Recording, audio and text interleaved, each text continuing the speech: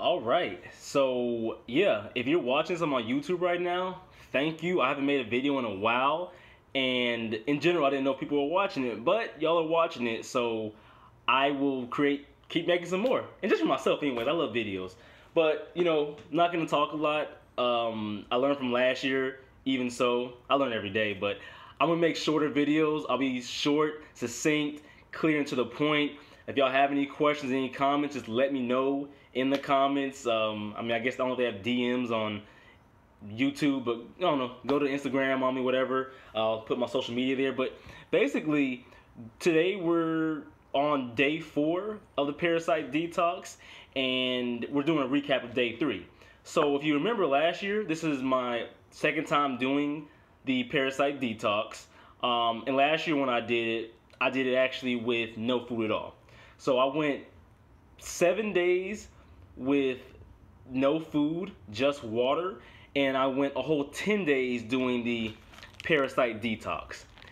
And again, now this Parasite Detox is from a person that I found on Twitter, and I went to her site. She's a healer. She knows a lot about herbs and how they affect the body, so it works. It definitely works. So I guess we'll start with, really again, just a really brief why.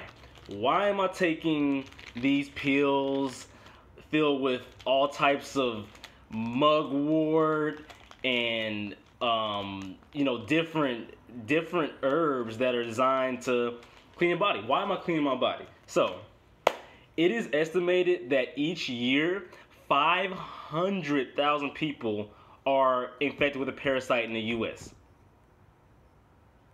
500,000 people are infected each year with a parasite in the U.S.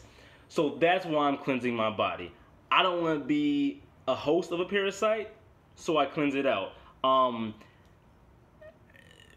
think in general, it's very important that we detox ourselves, because whether your diet, whether you eat just ice, whether you eat meat every day, whether you do just fruits every day, it is vital to clean our bodies, and not just from the physical but also the spiritual. This parasite cleanse does both, I feel. So the way it helps your body is that by taking these pills, the herbs that are in there, which again, go on the site. I am not the herbal specialist. That's her. I am just a person who seeks clarity and knowledge. The herbs in this cleanse your body. Simple as that. It's important to cleanse your body because daily we are bombarded with, whether it be, dust, whether it be, radioactivity somewhere, whether it's due to global warming, whether it's due to the foods we eat. The way that, parasites grow and get onto the foods are from mold. Maybe it's not as fresh. Parasites thrive in meat. So again, if you eat a lot of meat, you're probably more prone to parasites. But again, regardless of what you eat, in this world, how we know that we're filled with GMOs and other things, it's very important to cleanse your body out, because there can be traces of stuff in there. And again, parasites, you might not know you have a parasite, but they live in your body unknowingly, which is why you take a detox. So, spiritually though, so that's physically, what it does for you. It clears your body out. It, cleans your organ. It just, and of course you drink a lot of water. So water plus a detox on herbs just cleanses your body out. Spiritually and mentally, I'll say mentally first. Most people have this relationship with food, which is kind of unhealthy. They're emotional eaters. So, if they get stressed, if they get mad, they get angry, they turn to food. Now, the problem is that the food they eat usually isn't something that's healthy for them, something that actually just satisfies the serotonin or anything else in the mind. So that can be a heavy sugar diet, a heavy fat diet, it can be burger, ice cream. I think in general we know a lot of burgers or a lot of ice cream aren't good for us. I think we also agree fast food in general sucks. Whether you eat it or not, We know it sucks, okay? So, with this mentally, your it helps you break your ties to emotional eating. It also helps you see at what moments that you do emotionally eat.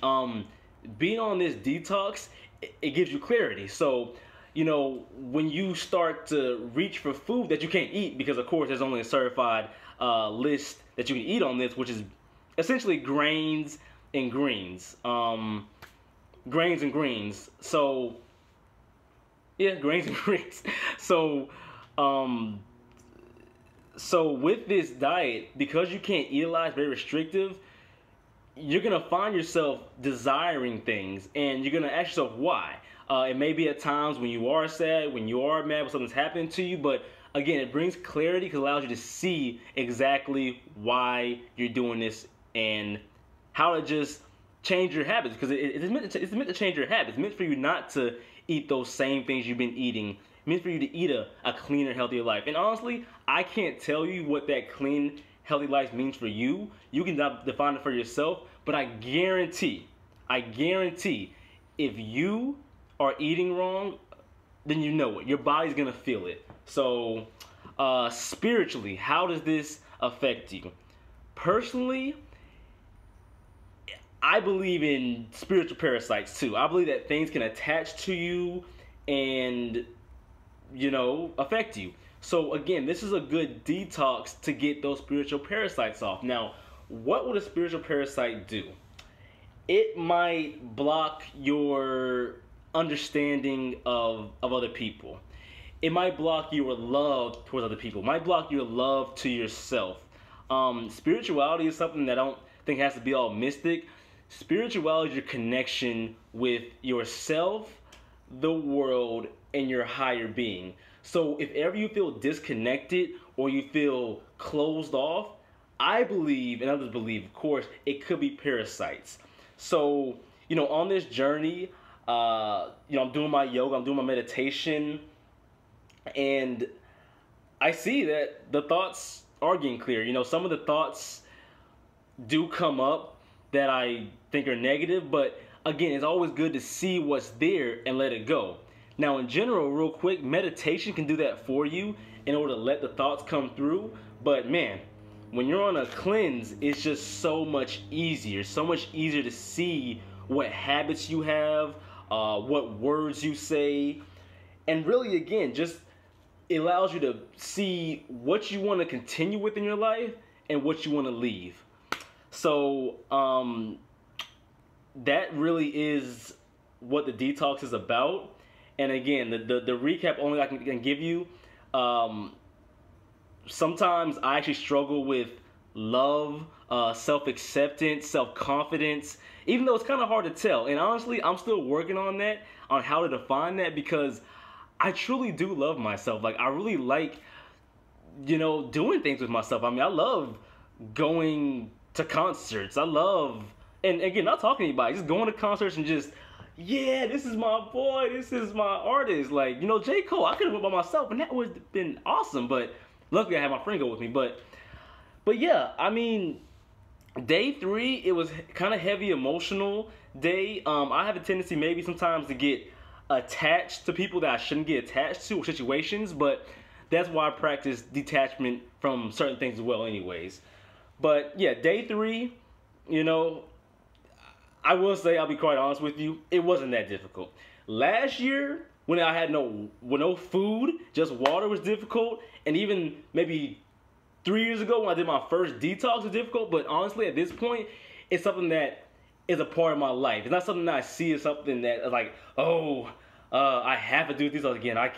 I'm scared to do detox. I embrace the detox because I know that being a clean individual, outside and inside, makes you a better person to yourself inside and those outside. So again, day 3, I didn't have any epiphanies. My diet's good. What I usually eat, that's an important thing too. So on a detox, you may get those cravings, but a lot of times that's because you have those in real life. But for me, again, it's not difficult for me at this point to stay on the diet or do what I'm doing because my diet's already pretty good. I eat most. I'm plant based. I eat 99% plants at a time. I mean, honestly, have I had dairy in the past year? Yes. Have I had dairy in the past 2 weeks? Probably so. Cause you know what? I eat other people's cooking sometimes.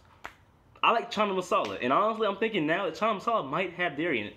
Regardless, though, the diet hasn't been hard for me. In the morning, I eat arugula, a little bit of lemon. I do pumpkin seeds, and I'm perfect. Afternoon, I'll go with some grains like a quinoa. I'll probably go with some chard. Then boom, and I'll be quite honest with you. My nighttime meals are light, sometimes non-existent. And honestly, sometimes the breakfast is non-existent. So like right now, it's like 9 probably. Haven't eaten anything yet. I've had water, I've had my hibiscus tea, but that was dumb if y'all saw that. Nobody repeat that what I just did. I'll clean it up later. So, you know, but you'll see my fasting video as well. A lot of people only will eat twice a day, and honestly, that seems like that's the way life is coming for me. I might snack during the day, but as far as a full meal, I like a meal at maybe 12 o'clock, 1 o'clock, snack a little bit through there, one more time around 6-ish, 7-ish, snack. So 2 meals, 2 snacks maybe. But again, it wasn't that difficult. I was able to overcome a few things with myself. Again, as far as love, that's what I'm doing this for, is to figure out more about myself and how I can improve myself. So if I say what's profound to me, just seeing how I react with people, seeing how they react with me, and seeing how I can control my emotions and reactions in that. But yeah, this is day 3 recap. I'll give day 4 recap later. And I know this was a long one today, so tomorrow I promise it will be shorter. Thanks for tuning in.